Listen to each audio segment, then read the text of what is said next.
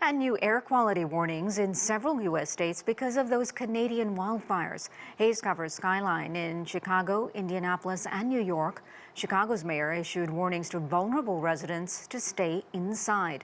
The city had the worst air quality of any large city in the world, according to pollution trackers. Air quality was already unhealthy in New York from those dangerous wildfires as smoke engulfed the Northeast and part of the Midwest this month. Nearly 500 wildfires are burning in Canada. For more on the extreme weather in the U.S., we're joined by Kevin Coskren. He's a senior broadcast meteorologist for Accuweather. Kevin, thanks so much for joining us. So about 70 million people are currently under some kind of extreme weather watch. What accounts for this long stretch of these scorching temperatures which have turned deadly? And is it common so early into the summer? Well, when it comes to a big heat wave like this, hey, thanks for inviting me on, by the way. When you get a big upper level ridge, which can form anytime during the summer, so that's a common feature.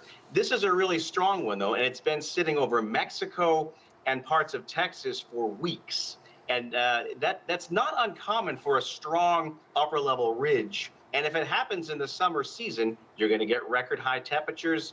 You're going to get all the things you were just talking about a minute ago. The very dangerous, we call them Accuweather real field temperatures. You know them as heat indices. It's just the way your body feels when you add the heat and the humidity together, and it can be over 115 degrees, and that's when it gets really dangerous. You have to just listen to your body and know that if you start to overheat, if you start to get nauseous or start to cramp up a bit, you really have to get inside and get hydrated, because you can suffer heat exhaustion or worse, especially in the summer season when these upper level heat domes move in. So I guess my answer is to have an upper level ridge like this isn't out of the ordinary. It is a strong one, and it's giving us record heat. And when you get record heat in Texas and Mexico this time of year, unfortunately, you're going to have injuries and even deaths from the heat. And we have had that in both states, and even in Louisiana.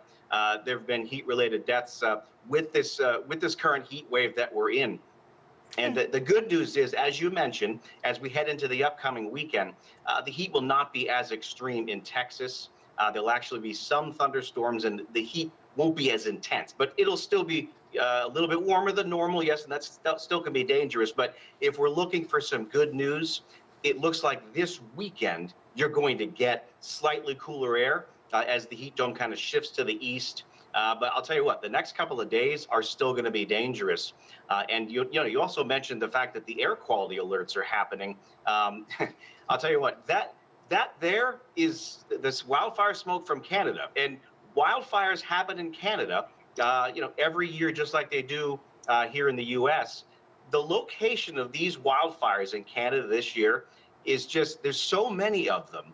And the number of acres that has been burned by these wildfires is roughly the state of South Carolina. There's some in Western Canada, Central Canada, Eastern Canada. So it's almost like wherever the winds are blowing, if they're coming from the north, that smoke is coming south to us here in the U.S. And boy, places like Chicago, Detroit, Cleveland, Pittsburgh, last couple of days, it has been very dangerous to be outside because of the air. We also have good news on that front too. The air quality will be improving in our Great Lakes and northeastern cities as we head into the upcoming weekend. So it's still going to be really bad, really dangerous, that air quality in those same cities for the next couple of days, just like the heat will be. But the weekend will bring some relief in both cases. People looking for that respite. I've got to tell you, I live in New York, and a couple of weeks ago when those Canadian wildfires, when that, smoke blew through, it literally looked like an apocalypse. I have never seen anything like that before. And I'm just wondering how much of the global extreme weather that we're seeing, how much of it is attributable to global warming? Well, when it comes to global warming, climate change, the climate is always changing. The big debate, I believe, is to how much humans are causing it. This I do know, that we need to deal with the impacts that a warmer climate is bringing. And that means more heat waves. That means you may get more wildfires. I tell you what, what I really like to deal with here is the impacts. And if there's smoke in Canada, which there's a lot right now because there's a lot of wildfires, we have to make sure that we prepare people here in the U.S. when those winds are going to blow that smoke down. We have to make sure You know the air quality index. Here at Accuweather, we have the Accuweather app.